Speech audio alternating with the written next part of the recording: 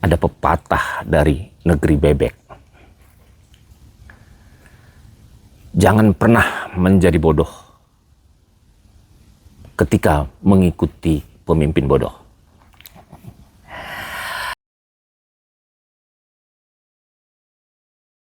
Yusdianto ini siapa? Ini tim Red .2 Yus, penulis Yusdianto. Sudah, siapa Yusdianto ini? Yusdianto ini preman, atau pedagang kaki lima, atau petani, atau pejabat, atau komisaris BMD, atau tenaga ahli. Ini nggak dijelaskan di sini sebagai apa beliau ini. Apakah karena beliau ini malu-malu, ataukah karena si beliau ini Yusdianto ini merasa hatinya nggak pas sebenarnya dengan tulisan yang dibuat ini.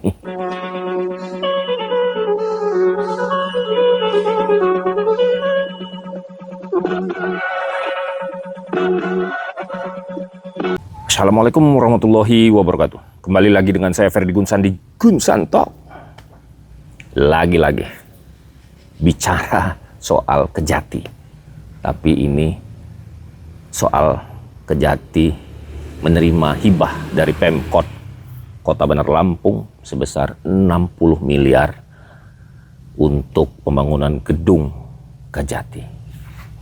Sebelumnya saya sudah speak up soal ini, tapi saya akan membahas ada surat terbuka dari wartawan senior Juendra Asdiansah. Beliau ada wartawan senior, penulis buku, kemudian juga host, kemudian juga pelukis. Nah, sebelum saya membahas itu, ada pepatah dari negeri bebek. Jangan pernah menjadi bodoh ketika mengikuti pemimpin bodoh. Itu dari negeri bebek. Oke. Nah, surat Juendra Asdiansah. Suratnya Jue ini surat terbuka yang ditujukan kepada Wali Kota Bandar Lampung. Ditujukan kepada Wali Kota Bandar Lampung. Jadi bukan ditujukan kepada lain-lain. Ini Wali Kota Bandar Lampung. Kenapa surat terbuka? Mungkin kalau surat tertutup nanti dituduh surat cinta lagi. Kasihan juga. Nah, kalau surat terbuka kan saksinya banyak. Nah, jadi saya baca depannya ya. Kepada yang terhormat Ibu Wali Kota Bandar Lampung Eva Duyana. Langsung saja ya Bu.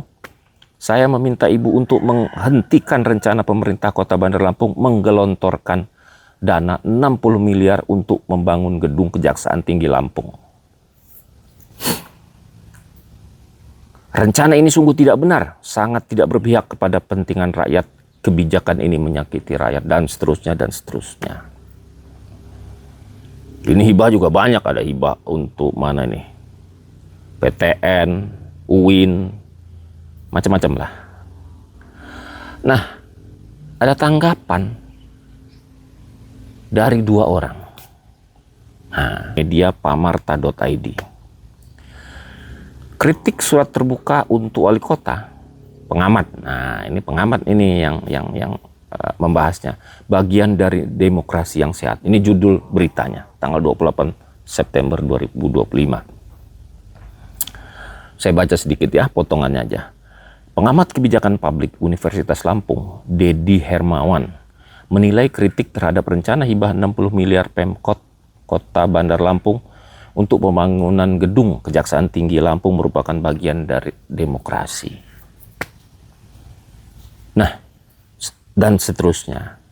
Saya baca ada alinea berikutnya. Surat terbuka ini adalah wujud kontrol publik. Titik.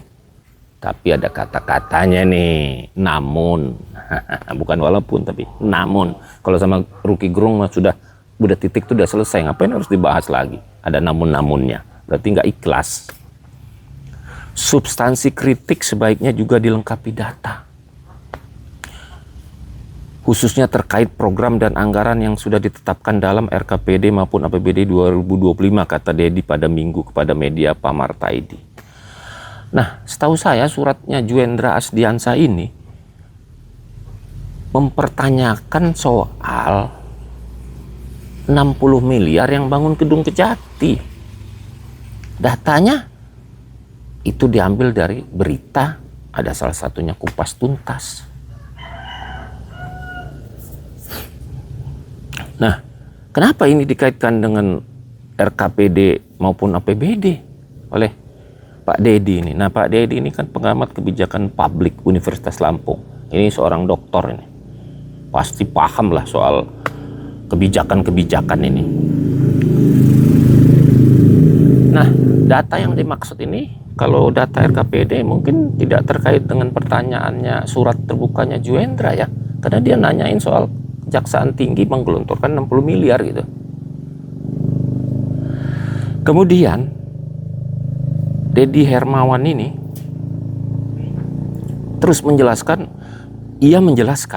Pemkot Bandar Lampung menetapkan APBD 2025 sebesar 2,5 triliun yang sepenuhnya diarahkan untuk kepentingan masyarakat.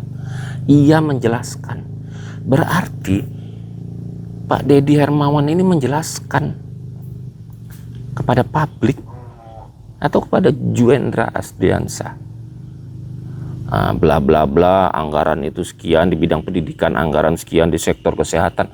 Nah, pertanyaan saya, beliau ini jubir Pemkot atau akademisi atau pengamat? Nah, kalau dia pengamat, masa menjelaskan anggaran pendidikan sekian-sekian? Berarti ini kan mewakili Pemkot. Mungkin banyak orang nggak paham Pak Dedi Hermawan, baiknya dijelaskanlah siapa Pak Dedi Hermawan ini atas jawaban ini, menjelaskan ini. Apakah sebagai juru bicaranya Pemkot atau sebagai pengamat saja? Karena ini kalau menurut saya ini orang yang bodoh ini kok menjelaskan sektor kesehatan, infrastruktur, bidang pendidikan. Ini kan urusannya Pemkot nih. Apakah pengamat bisa jadi atau membicarakan ini? Jadi jubir lah misalnya. Boleh sih kalau jadi jubir mah, nggak ada masalah. Tapi pertanyaannya, apakah Pak Dedi Hermawan ini menjelaskan ini sebagai jubir? Kalau di sini kan sebagai pengamat. Tapi agak aneh kalau pengamat menjelaskan soal anggaran. Oke lah, itu silahkanlah ya, publik bisa menilai sendiri, silahkanlah, karena saya bukan dokter. Tulisan dari justisi.id, sama 28 September juga. Menyikapi surat terbuka dari Juendra Asdiansah untuk Wali Kota Bandar Lampung. Fotonya ini saya kenal ini, Yusdianto. Ini dulu aktivis clean community kalau nggak salah, kritis ini terhadap kebijakan-kebijakan. Nah, tapi di akhir cerita ini atau di awal cerita tidak ditulis dia ini siapa. Yusdianto ini siapa? Ini tim Red .2 Yus, penulis Yusdianto. Sudah, siapa Yusdianto ini? Yusdianto ini preman atau pedagang kaki lima atau petani atau pejabat atau komisaris BMD atau tenaga ahli. Ini nggak dijelaskan di sini sebagai apa beliau ini. Apakah karena beliau ini malu-malu ataukah karena si beliau ini Yusdianto ini merasa hatinya nggak pas sebenarnya dengan tulisan yang dibuat ini. Ya nggak tahu ya kan. Tapi ini jawabannya banyak tentu tidak nih, kayak saya podcast kemarin, tentu tidak. Nah, ini menyikapi banyak pertanyaan-pertanyaan di medsos serta TikTok yang mempertanyakan bantuan hibah Pemkot sebesar 60 miliar. Nah, pemerintah daerah atau Pemkot Bandar Lampung memang memiliki keterbatasan dalam membangun infrastruktur bagi instansi vertikal. keterbatasan. Nah, secara hukum menurut pasal 298 ayat 6 Undang-Undang 23 nomor tahun 2014 memberikan legasi kepada Pemda agar dapat memberikan bantuan berupa hibah bangunan kepada instansi vertikal yang ada di daerah sepanjang mendukung pelayanan masyarakat. Nah, ini kan kutipan dari pasal 298 ayat 6 Undang-Undang 23 tahun 2014. Tapi saya cari undang-undang tersebut, kutipan ayat 6-nya nggak seperti ini. Kalau ini yang saya tahu, Yusdianto ini akademisi hukum, Fakultas Hukum Unila, apa nggak salah ngutipnya ini? Dan saya bukan orang hukum ya, saya orang pasar. Nah, kalau pasal 29 ayat 6-nya tidak tertulis ini, apakah boleh kita mengutip? Tapi nggak sama, tapi pasalnya disebutin, ayatnya disebutin. Ah, nih, nanti saya tunjukkan nih pasalnya yang mana. Bisa dilihat, sinkron nggak dengan itu. Terus di sini tertulis, artinya Pemda diperbolehkan memberi dukungan jika memenuhi syarat skema hibah. Bla bla bla bla. Memang tidak ada aturan. Kalau tidak ada aturan, itu berarti boleh. Tapi ini kita bicara ya.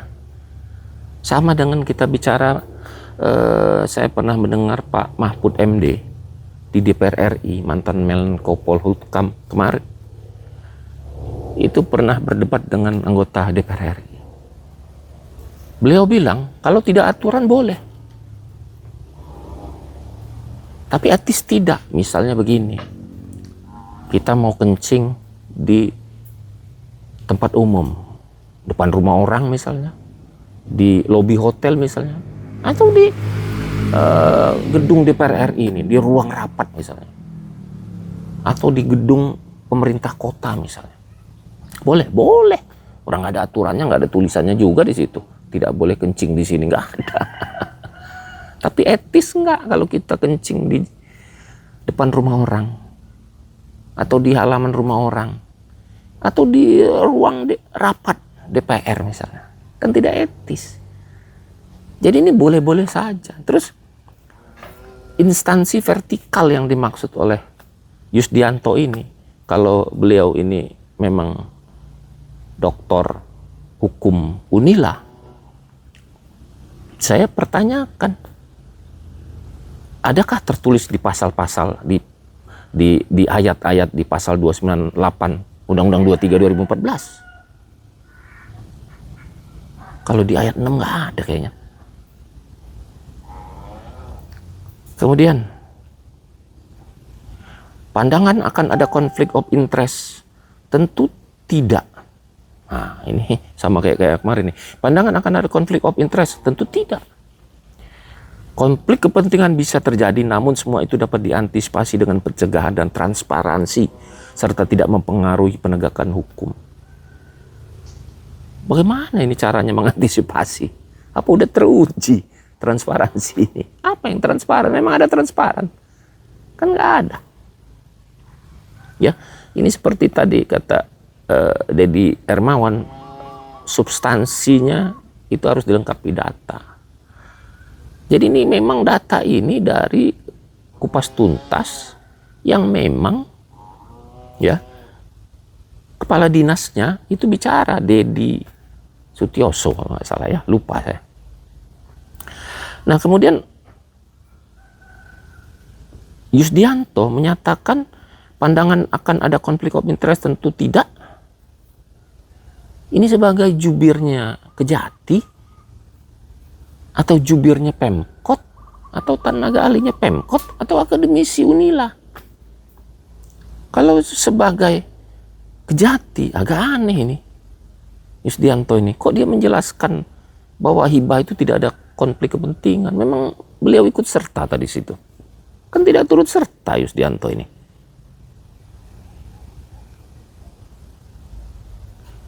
Kemudian Yusdianto menambahkan, apakah kebijakan ini berpotensi mengganggu independensi atau integritas Kejati Lampung di mata publik? Jawaban tentu saja tidak. Nah kok tahu beliau ini? Kenapa saya bilang kok tahu?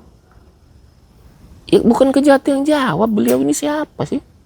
Yusdianto ini siapa? Tidak tertulis di berita ini. Di TCID ini nggak tertulis Yusdianto ini siapa, tulis penulis. Kalau saya lihat fotonya, saya kenal beliau ini aktivis. Pernah juga berdiskusi dengan saya.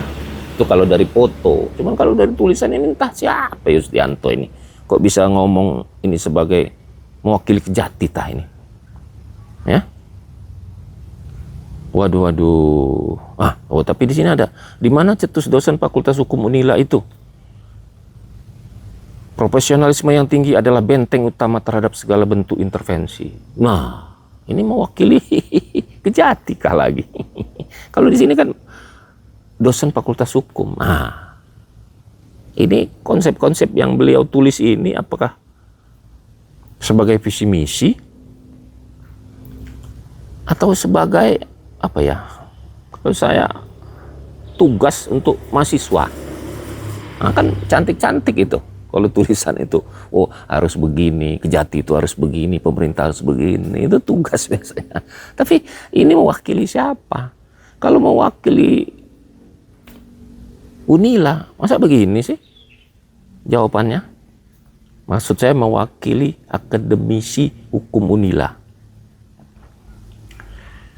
Kemudian apa lagi nih? Pemberian hibah itu bukan sebagai ancaman atau adanya konflik of interest atau mengurangi independensi. Justru akan sebaliknya dapat mendorong peluang strategis untuk membangun sinergi pemerintah daerah dan penegak hukum dalam mewujudkan pemerintahan yang bersih serta clean and good governance. Waduh, ini luar biasa bisa clean and good governance. Gimana caranya? Bisa seperti ini, mendorong ini independensi dengan bantuan ke Kejati ini. Apakah Kejati ini pelayan publik secara langsung? Kan tidak. Tapi oke lah kalau begitu, coba kita lihat ya, kota ini vertikalnya kan ke Kejari nih. Kenapa dia harus ngasih ke Kejati? Ya boleh-boleh saja, tapi kok begini ya? Nah, ini kata Yusdianto lagi. Apakah lebih tepat Pemkot membantu Kejari Bandar Lampung? Mengingat Kejari merupakan mitra kerja langsung Pemkot. Saya kira semua sama sesuai dengan kebutuhan masing-masing dari instansi vertikal. Saya kira sama. Ini gimana definisinya? Vertikalnya Pemkot itu memang sama, tak vertikalnya dengan Kejati, bukannya Kejati itu dengan Pemprov ya. Waduh. Tapi ya sudahlah, karena saya orang bodoh, bukan doktor hukum juga, cuman orang pasar. Jadi ya sudahlah. Atau mantan Gubernur Lampung Arinal Junaidi, apakah ada hibah gedung juga ke Kejati? Atau hanya di Lampung ini, atau hanya Kota Bandar Lampung? Itu pertanyaannya. Saya belum mencari tahu lebih dalam soal penyitaan ini Kejati di rumahnya Arinal Junaidi ini. Apakah memang sebelumnya Pemprov Lampung saat dipimpin oleh Arinal Junaidi tidak ada hibah gedung? Ini belum tahu saya. Dan apakah ada hubungannya juga? Saya nggak tahu, saya nggak paham. Cuman bertanya-tanya aja. Sekarang saya ingin membacakan pasal 298 Undang-Undang nomor 23 tahun 2014 tentang pemerintahan daerah yang disebutkan oleh Yusdianto. Ayat 6. Nih saya baca ayat 6-nya. Belanja bagi hasil, bantuan keuangan, dan belanja untuk desa dianggarkan dalam APBD sesuai dengan ketentuan peraturan perundang-undangan. Ini ayat 6-nya. Apakah ini sesuai dengan apa yang dikatakan oleh Yusdianto? Saya rasa tidak. Ini kutipannya yang mana? Ini kalau ayat 6 itu tadi yang saya baca. Bisa dilihat. Tidak ada kata-kata instansi vertikal. Nih, saya bacakan sekali lagi ya. Ayat 6 ini. Belanja bagi hasil, bantuan keuangan dan belanja untuk desa dianggarkan dalam APBD sesuai dengan ketentuan peraturan perundang-undangan. Pertanyaannya, saya ingin bertanya kepada Yusdianto ini, ya, kalau di situ tertulis bahwa dia adalah dosen Fakultas Hukum, saya ingin bertanya, apakah tulisan di Justisi ID itu pasal 298 ayat 6 itu salah kutip? Atau memang itu? Mohon penjelasannya. Bermanfaatlah bagi masyarakat, bukan hanya bermanfaat untuk pimpinan saja. Wabillahi taufiq wal hidayah. Wassalamualaikum warahmatullahi wabarakatuh.